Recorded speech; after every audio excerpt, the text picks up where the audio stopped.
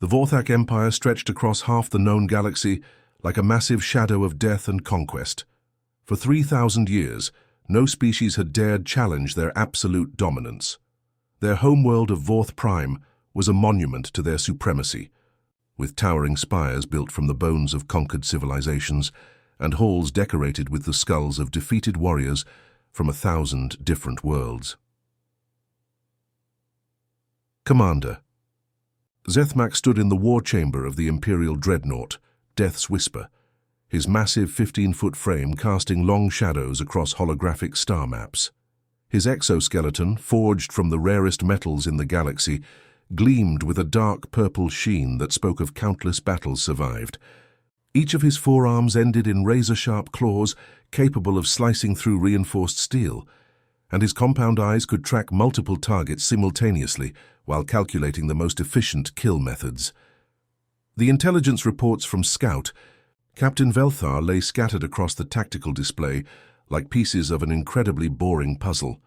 Zethmak's mandibles clicked with irritation as he reviewed the data for the third time. "This cannot be correct," he rumbled, his voice like grinding stone. "These creatures, called humans, possess no natural armor, no venomous stingers, no acid sacs, no electromagnetic pulse organs. How did such pathetic beings survive their own planet's evolution?" Sub-Commander Krexhai, a veteran of 47 planetary conquests, shifted nervously beside his superior. "Sir, perhaps they developed advanced technology to compensate for their physical weaknesses." Zethmak's laugh was a harsh, grating sound that made the bridge crew's scales ripple with unease. "Their most powerful weapons barely register on our sensors, chemical explosives and kinetic projectiles. We faced more dangerous opponents during our larvae training exercises." The holographic display showed Earth rotating slowly, its blue and green surface looking deceptively peaceful. Zethmak zoomed in on the planet's major population centers, watching the tiny heat signatures of human cities pulse like a weak heartbeat. "Look at them," he sneered. "Soft pink skin that would tear at the slightest touch. No claws, no fangs, no natural weapons whatsoever. They cannot even see properly in darkness or hear ultrasonic frequencies. They are evolution's mistake, a species that should have died out millennia ago." Scout Captain Velthar's report had been thorough, if disappointing. The humans had achieved basic spaceflight and established small colonies on nearby planets, but their technology was primitive by Vorthak standards. Their largest warships were smaller than Vorthak patrol craft, and their weapon systems appeared to be based on crude chemical reactions rather than sophisticated plasma manipulation or quantum disruption fields. "What is the population count?" Zethmak asked, though he already knew the answer would bore him. "Approximately 8 billion beings spread across their homeworld and several minor colonies, Commander. Their military forces number less than 50 million active personnel." Zethmak's claws scraped against the metal console as he leaned forward. The sound sent shivers through the bridge crew, a reminder of their commander's deadly nature. 50 million. We have more warriors in a single battle fleet." The tactical assessment was clear. Earth represented no threat to the Vorthak Empire, but it did present an opportunity. Young Vorthak warriors needed combat experience, and this primitive human world would serve as perfect training ground. The cubs could practice their killing techniques on real opponents without any risk of actual danger. "Prepare the 73rd Training Cohort," Zethmak commanded. "This will be excellent practice for warriors who have never tasted real battle. The humans will provide sport without significant resistance." Meanwhile, millions of miles away on Earth, Captain Lee Taemin stood in the command center of Osan Air Base, watching the most terrifying sight any human had ever witnessed. The alien ships descended through Earth's atmosphere like falling mountains, their hulls glowing red-hot from atmospheric friction. Each vessel was easily the size of a city block, and there were dozens of them. His hands trembled slightly as he gripped the communication headset. 20 years of military service had prepared him for many things, but not for this moment, when humanity would face its first contact with an alien civilization. "All units, this is command," he spoke into his microphone, his voice steady despite the chaos erupting around him. "We have confirmed hostile alien contact. Repeat, hostile alien contact. All personnel to battle stations immediately. Lieutenant Park So-jin worked frantically at her communication console, cycling through every frequency known to human science. Her fingers flew over the controls as she broadcasted messages in dozens of languages, mathematical sequences, even simple pictographs transmitted as radio signals. "Sir, I'm getting nothing," she reported, sweat beading on her forehead. "They're not responding to any communication attempts. It's like they don't want to talk." Taemin watched through the reinforced windows as the first alien ship touched, down in the distance. The impact shook the ground like an earthquake, and car alarms began wailing across the city. Dust clouds rose into the sky as the massive vessel settled into the Seoul metropolitan area. "Maybe they don't need to talk," he said grimly. "Alert all units, code red, this is not a drill." The first Vorthak warriors emerged from their landing craft like nightmares made real. Their footsteps cracked the pavement, and their alien war cries echoed across the city. Citizens screamed and fled in terror as the towering creatures began their advance, treating human vehicles like toys to be crushed underfoot. Private Kim Jae-ho crouched behind an overturned police car, his standard issue, rifle feeling pathetically small in his hands. The approaching Vorthak warrior was unlike anything from Earth's worst science fiction movies. Its massive form blocked out the sun, and its compound eyes tracked his movements with predatory intelligence. Jae-ho thought of his younger sister, probably hiding in their apartment building somewhere in the city. He thought of his parents, who had always been proud of his military service. He thought of every human being who was counting on soldiers like him to stand between Earth and these monsters. His rifle barked repeatedly, muzzle flashes lighting up his position. The bullet struck the alien's exoskeleton and ricocheted harmlessly away, sparking against the creature's natural armor. The Vorthak warrior didn't even slow down. The alien reached down with one massive claw and lifted Jae-ho from the ground, like a child picking up a toy. He could smell the creature's alien scent, could see his own reflection in its multifaceted eyes. This was the moment when most beings would beg for mercy or cry out in terror. Instead, Kim Jae-ho smiled. The grenade. In his left hand had been a last resort, a final gift from Earth's children to their would-be conquerors. As the alien lifted him higher, confused by the human's strange reaction, Jae-ho whispered a promise to his sister and released the safety lever. The explosion echoed across Seoul like thunder, the first shot fired in a war that would reshape the galaxy forever. The morning sun cast long shadows through the skeletal remains of what had once been Seoul's bustling financial district. Major Han Soo-bin pressed her eye against the rifle scope, watching the alien patrol move through the rubble-strewn streets below. Her ghillie suit, hastily assembled from burnt fabric and debris, helped her blend into the destroyed rooftop where she'd been lying motionless for 6 hours. 3 days had passed since the first Vorthak warriors landed, and the city looked like a war zone from humanity's darkest nightmares. Towering skyscrapers lay collapsed across major highways, their twisted metal frames reaching toward the sky like the fingers of buried giants. Smoke columns rose from countless fires that the overwhelmed emergency services couldn't contain. The aliens had turned Seoul into their personal hunting ground. "Phoenix 1 to all units," Soo-bin whispered into her throat microphone, her voice barely audible even to herself.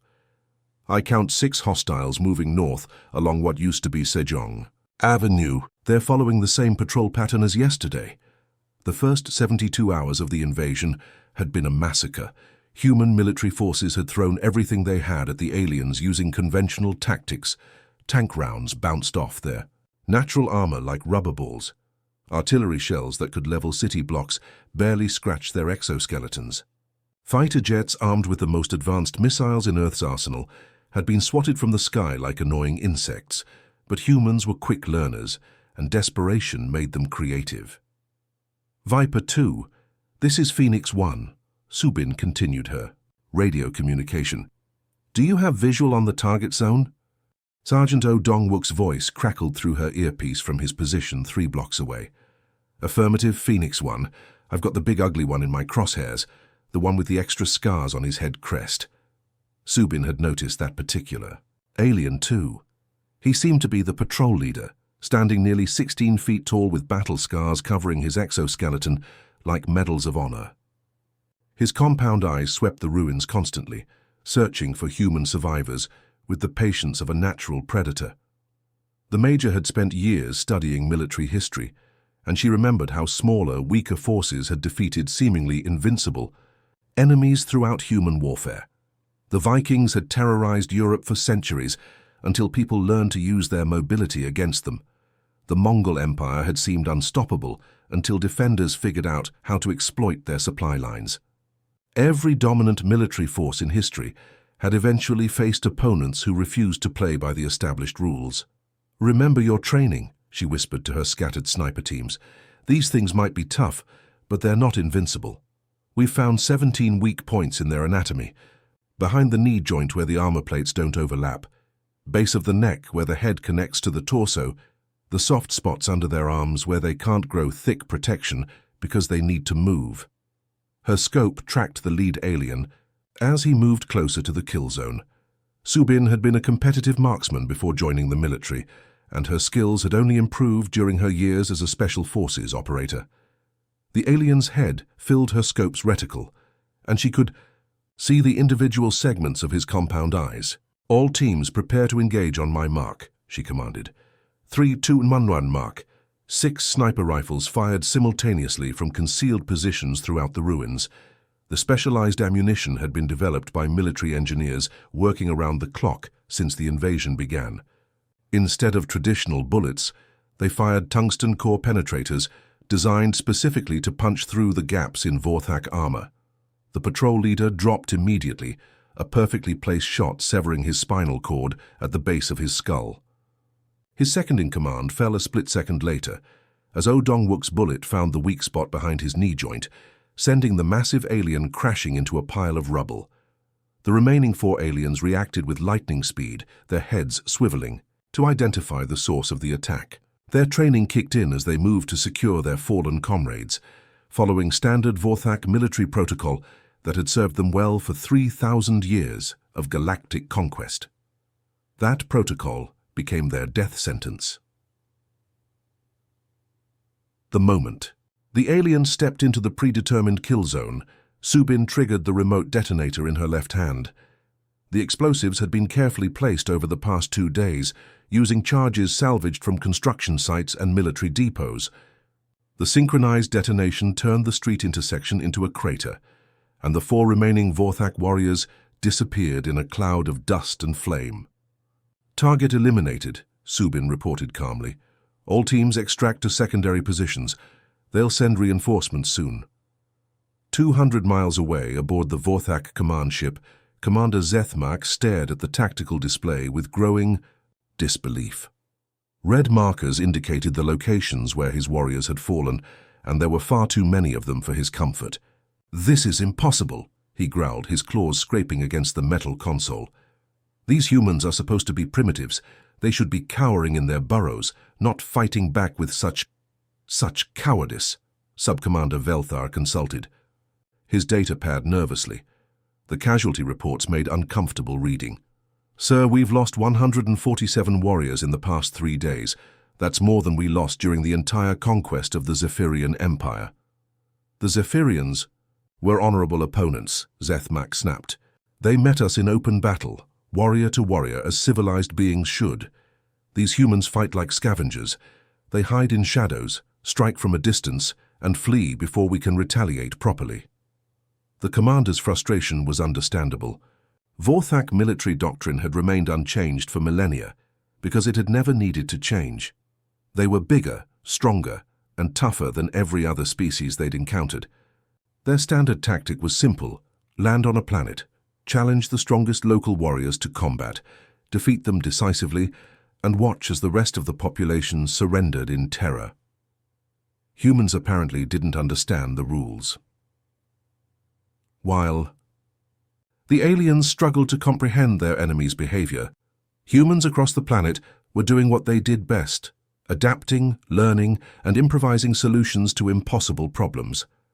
In an abandoned subway tunnel beneath the ruins of Seoul, Dr. Yoon Mi-young worked by the light of battery-powered lamps.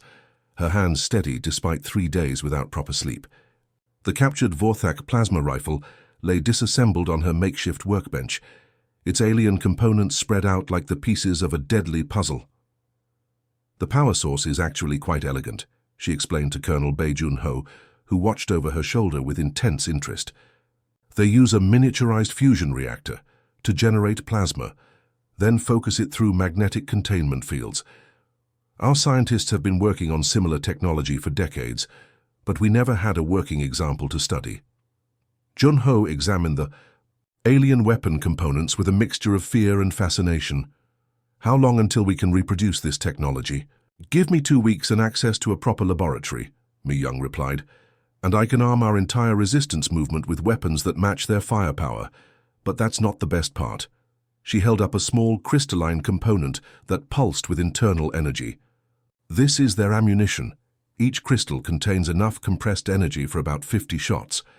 But here's the interesting thing. The crystals are grown, not manufactured. They're basically living organisms that store energy in their cellular structure." The implications hit Jun-ho immediately, which means we can starve them of ammunition by targeting their supply lines. Exactly. These aliens might be individually superior to us, but they're still dependent on logistics and supply chains. Cut off their resources, and even the strongest warrior becomes vulnerable. 300 miles south, in the coastal city of Busan, Captain Nam Hye-jin led a team of civilian volunteers through the ruins of what had once been the city's largest shipping port. The Vorthak had established a supply depot in the area, using the port's infrastructure to unload equipment and reinforcements from their orbiting ships. Hye-jin's team consisted of dock workers, truck drivers, and warehouse managers who knew every inch of the port facility. They'd volunteered for the mission despite having no military training, driven by anger at seeing their city destroyed and their families threatened. "Remember," Hye-jin whispered as they approached the alien perimeter, "we're not trying to win a fair fight. We're trying to cause maximum damage and get out alive. Use the terrain to your advantage." The improvised explosives strapped to their backs had been built from industrial chemicals found in the port's storage facilities. The detonators were simple cell phone triggers, and the shrapnel was nothing more than scrap metal and broken glass. But sometimes the simplest weapons were the most effective. The attack came at dawn, when the alien guards were at their least alert. 23 humans armed with determination and homemade bombs infiltrated the supply depot and turned it into an inferno that could be seen from orbit. The explosion destroyed enough alien equipment to supply a small army, and the secondary fires burned for 3 days. By the end of the first week, the Vorthak Empire faced a troubling realization. They weren't fighting a conventional war anymore. They were fighting a species that turned every disadvantage into an advantage, every defeat into a learning opportunity, and every casualty into motivation for revenge. The humans weren't just fighting back. They were evolving their tactics faster than their enemies could adapt to them, and that evolution was about to accelerate dramatically. In the underground command bunker buried beneath the mountains of South Korea, Lieutenant Colonel Park Min-ho stood before a massive holographic display that showed real-time alien ship movements across the globe. The three-dimensional map pulsed with red dots representing Vorthak forces, each one tracked by a network of satellites, ground observers, and captured alien communication equipment. Min-ho had spent his entire military career studying warfare, from ancient human battles to modern conflict theory. What he saw on the display reminded him of a nature documentary about apex predators hunting alone on the African savanna. The Vorthak ships moved in small groups, each one acting independently, relying on individual strength rather than coordinated strategy. "Look at this pattern," he said to his assembled staff officers, pointing at clusters of red dots scattered across the map.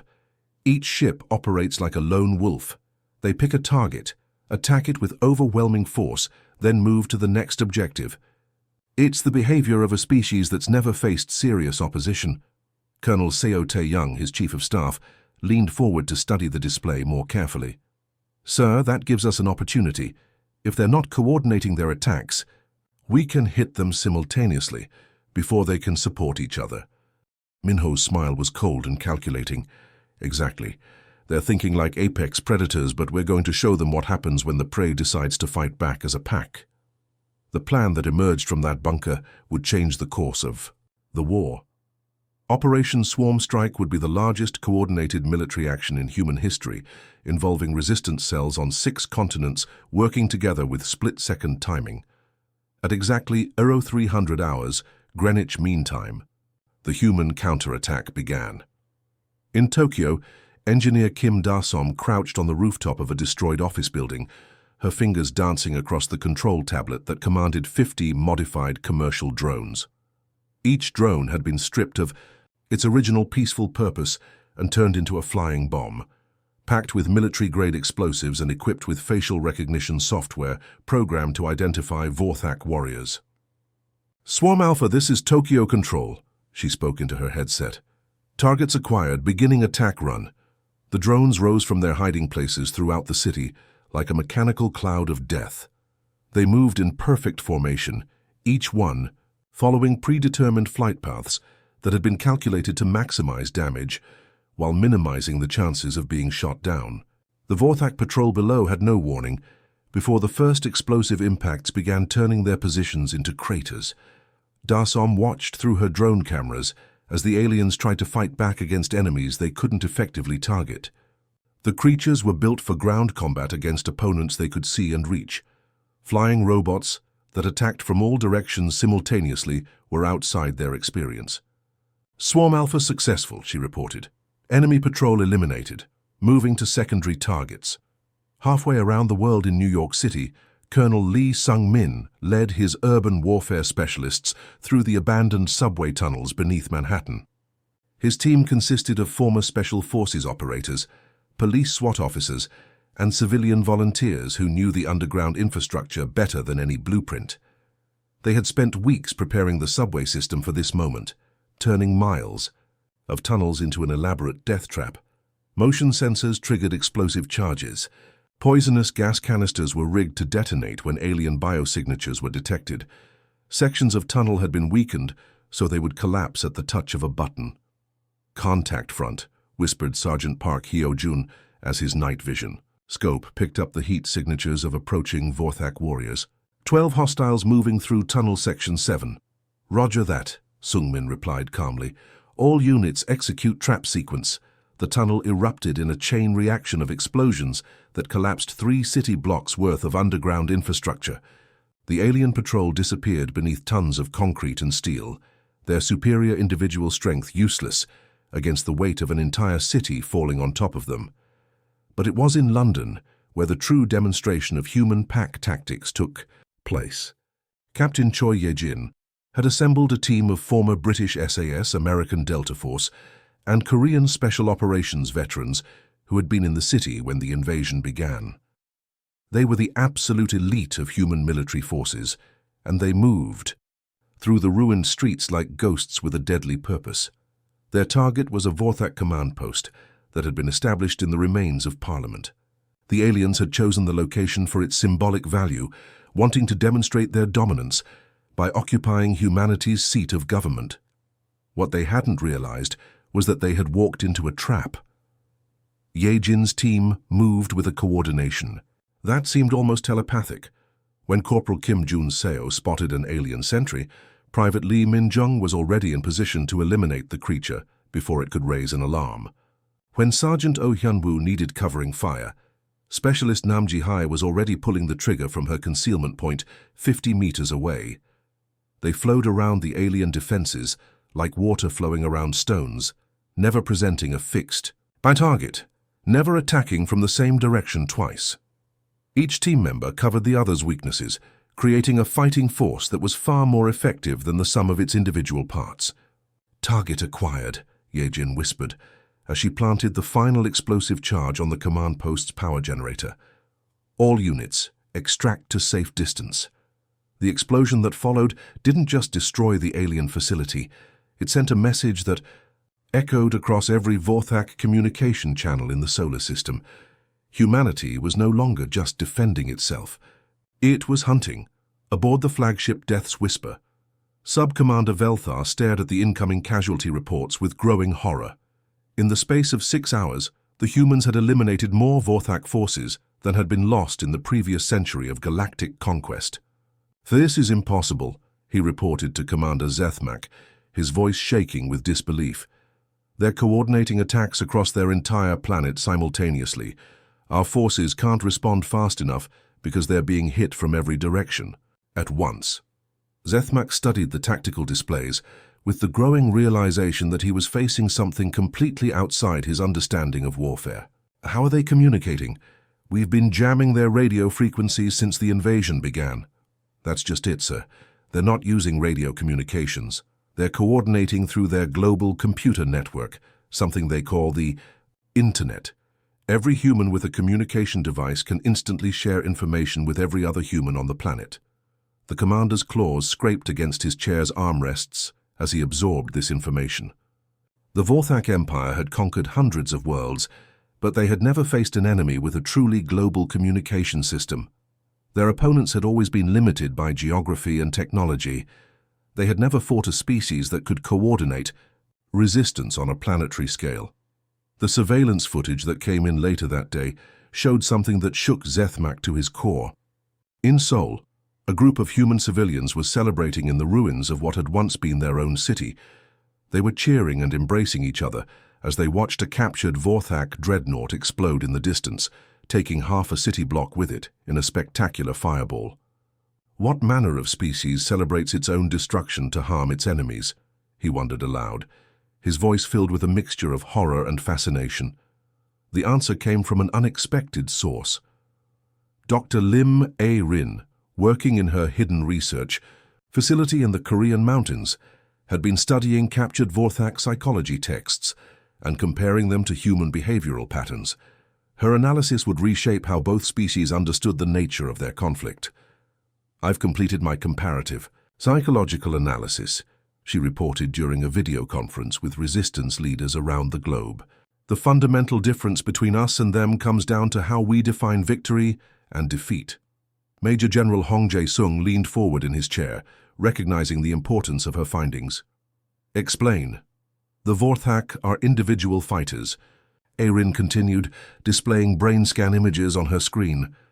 "Their psychology is built around personal dominance and individual achievement. When they see an enemy, they focus on that single target. When they fight a battle, they see it as an isolated event. When they suffer a defeat, they treat it as a personal failure."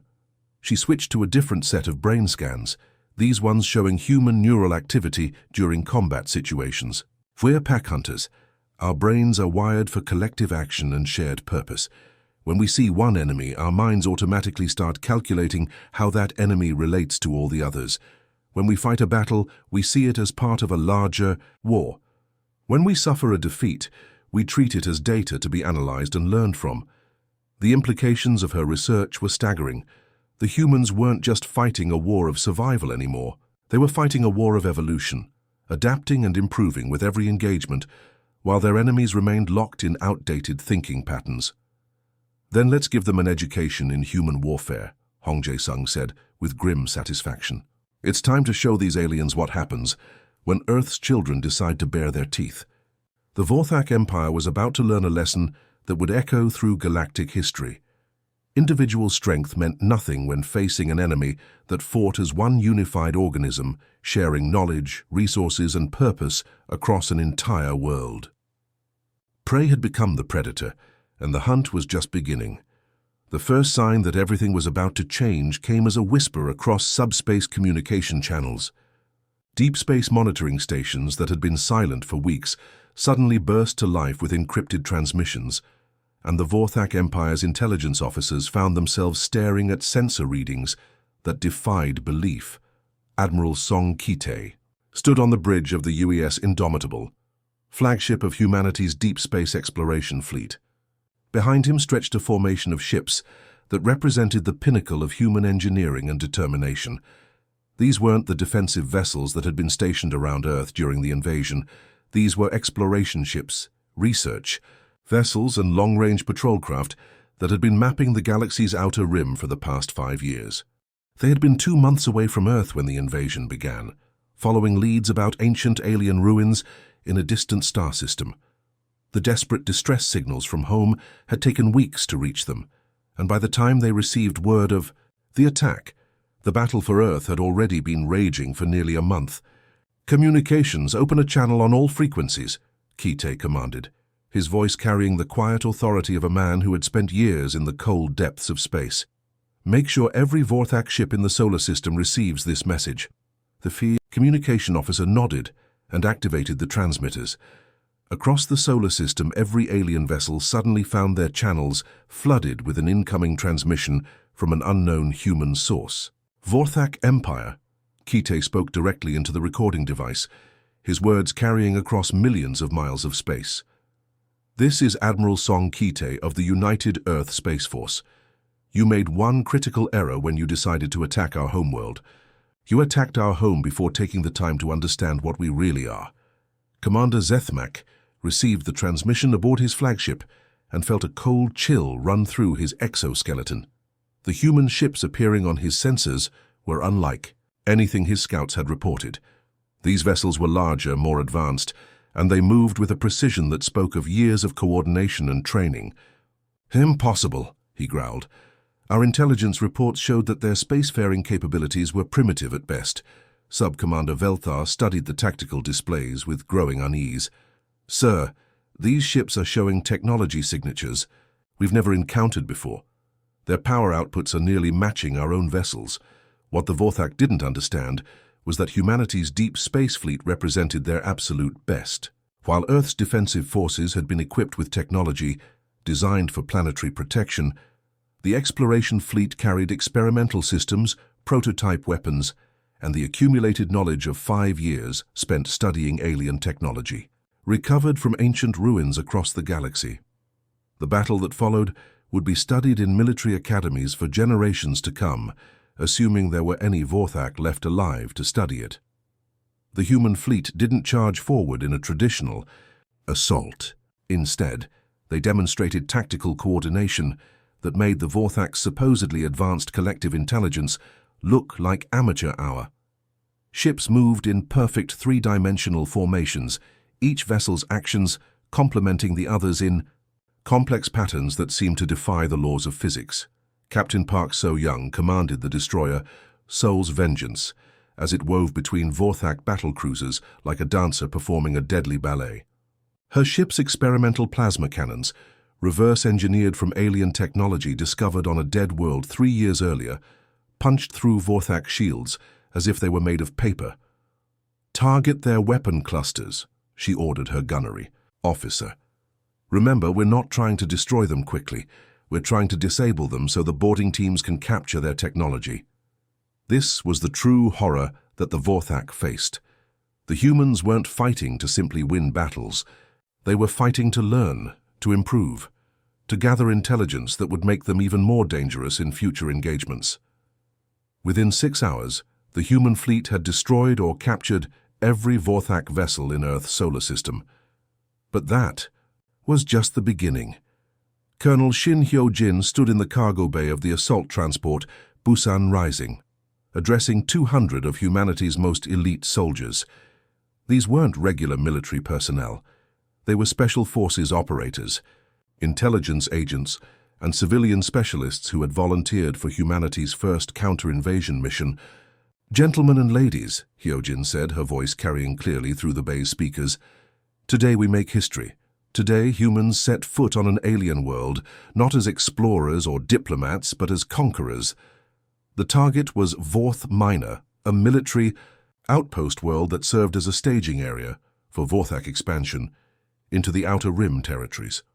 Intelligence gathered from captured alien officers had provided detailed information about the planet's defenses, troop dispositions, and strategic importance. What the Vorthak found waiting for them wasn't a desperate assault by primitives seeking revenge. It was a precisely orchestrated extinction event, carried out by a species that had turned warfare into a science. The human landing forces deployed using tactics that had been perfected through years of studying alien military doctrine. Captain Jang Minji led her assault team through the Vorthak defense perimeter, using routes that had been mapped from captured architectural plans. They knew exactly where every weapon emplacement was located, how the alien communication systems worked, and what psychological pressure points would cause maximum disruption to enemy morale.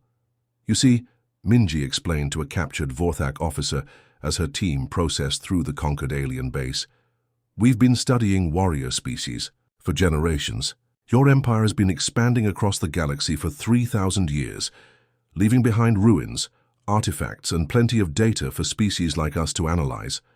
The alien prisoner, a mid-level commander named Zarthek, stared at her with compound, eyes filled with confusion and growing horror. "But you're primitives. Your technology is inferior. How could you possibly—" "Oh, our technology was inferior," Minji agreed cheerfully. 3 months ago. But that's the thing about humans. We're really good at learning from our mistakes, and you made the mistake of giving us examples of your technology to study." The truth was even more terrifying than the Vorthak could comprehend. Humanity hadn't just been exploring the galaxy for the past 5 years. They had been conducting archaeological expeditions on worlds that the Vorthak Empire had conquered and abandoned. They had studied the ruins of a dozen different civilizations, analyzing how each one had fallen to alien conquest, identifying the tactical and strategic mistakes that had led to their defeat. Private First Class Kang Se-hun demonstrated this knowledge as he led his squad through the underground tunnel networks beneath the Vorthak military base. He moved through the alien architecture with perfect confidence, knowing exactly where the defensive positions would be located, which corridors would be trapped, and how the enemy would attempt to channel attacking forces into kill zones. "Left. Turn ahead leads to their main armory," he reported to his squad leader. "Right turn leads to a dead end with automated defense turrets. Center passage is trapped with proximity mines, but there's a maintenance shaft 3 meters back that bypasses the whole section." Sergeant Eugenia carried equipment that would have seemed like magic to the Vorthak defenders. Her chemical weapons had been specifically designed to exploit weaknesses in Vorthak physiology that had been discovered through analysis of captured biological samples. The gas grenades she deployed didn't just kill the alien defenders. They caused specific neurological reactions that induced panic and confusion, turning the Vorthak's greatest strength, their coordination, into a liability. But perhaps most terrifying of all was the human approach to casualties. When Specialist Cho Hyun-woo died taking out a Vorthak heavy weapons position, his death wasn't treated as a tragedy to be mourned. It was treated as data to be analyzed and incorporated into future tactical planning. Hyun-woo's approach was 73% successful, reported the team's tactical analyst, reviewing helmet camera footage even as the battle continued around them. He eliminated the target, but exposed himself to counterfire from an unexpected angle, adjusting approach parameters for similar situations. Within minutes, that analysis had been transmitted to every other human unit on the planet. 10 more soldiers faced similar tactical situations that day, and all 10 completed their missions without casualties because they had learned from Hyun-woo's sacrifice.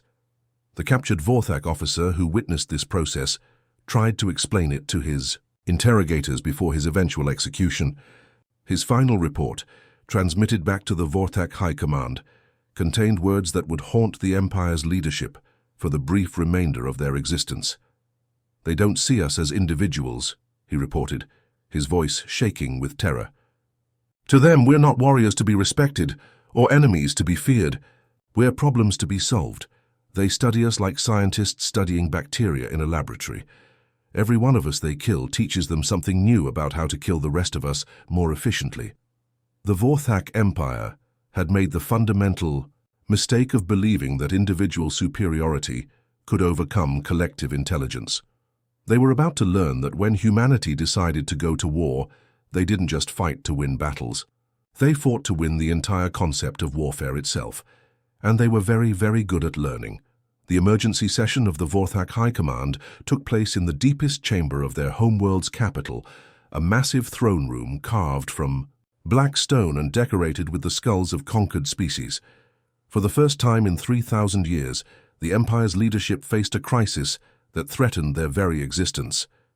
Emperor Morthavak himself presided over the gathering, his massive form towering over even the largest of his generals. At 20 feet tall, With an exoskeleton that had been forged from the rarest metals in the galaxy, he was the living embodiment of Vorthak supremacy. His forearms gestured dramatically as he addressed the assembled war council. "These humans," he roared, his voice echoing through the chamber like thunder, "have made a mockery of our 3,000-year reign. They have turned our warriors into corpses and our mighty fleets into scrap metal. This cannot be allowed to continue." The casualty report spread across the council table told a story that defied belief. In less than 6 months, humanity had destroyed more Vorthak forces than had been lost in the previous millennium of galactic conquest. Entire battle groups had vanished without trace. Worlds that had been under Vorthak control for centuries were now sending distress signals that cut off abruptly. "What do you recommend, my Emperor?" asked General Kreshvar, commander of the Outer Rim territories. Morthvak's compound eyes glowed with murderous intent. "Total extermination. These humans must be wiped from existence completely. Every world they inhabit, every ship they possess, every trace of their cursed species must be burned from the galaxy. We will commit the entire Imperial Armada to this task." The order that went out from Vorth Prime was unprecedented in galactic history. Every Vorthak ship, from the smallest patrol craft to the massive dreadnoughts that served as mobile battle stations, was recalled from across the Empire.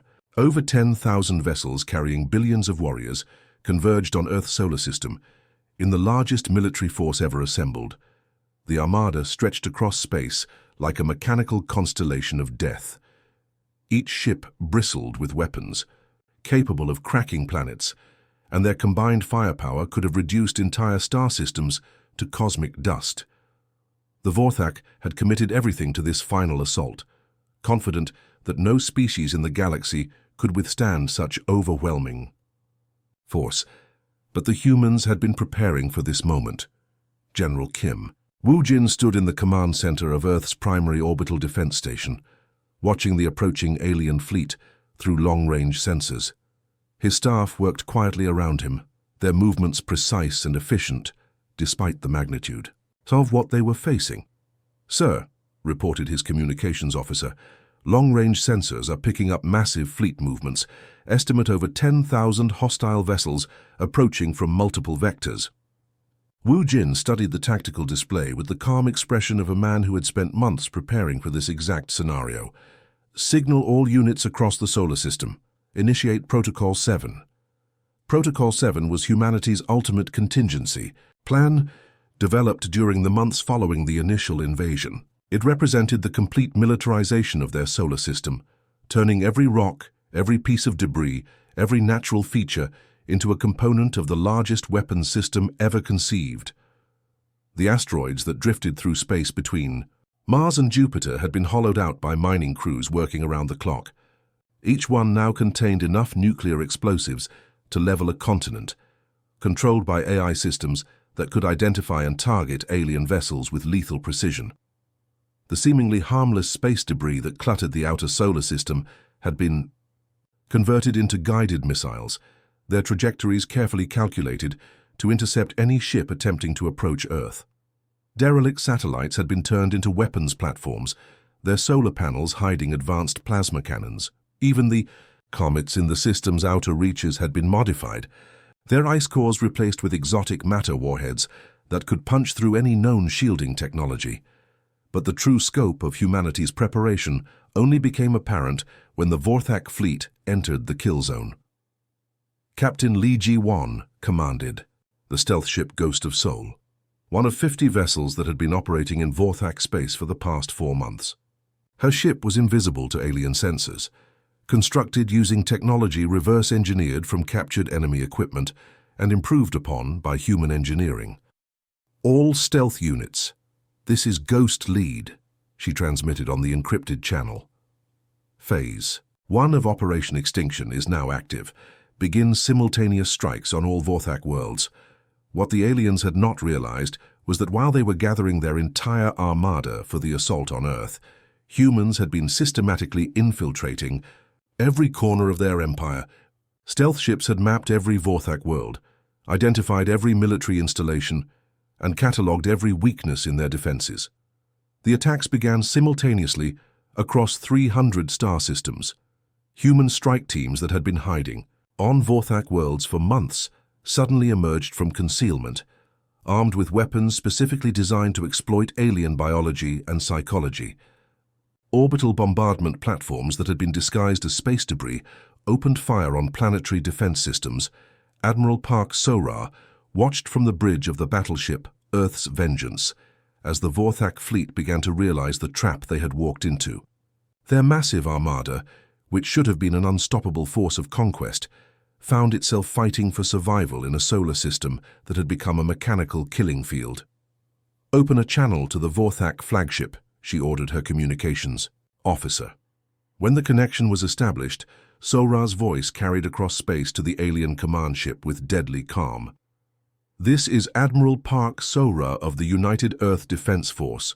You wanted to see what humanity looks like when we stop being curious and start being efficient.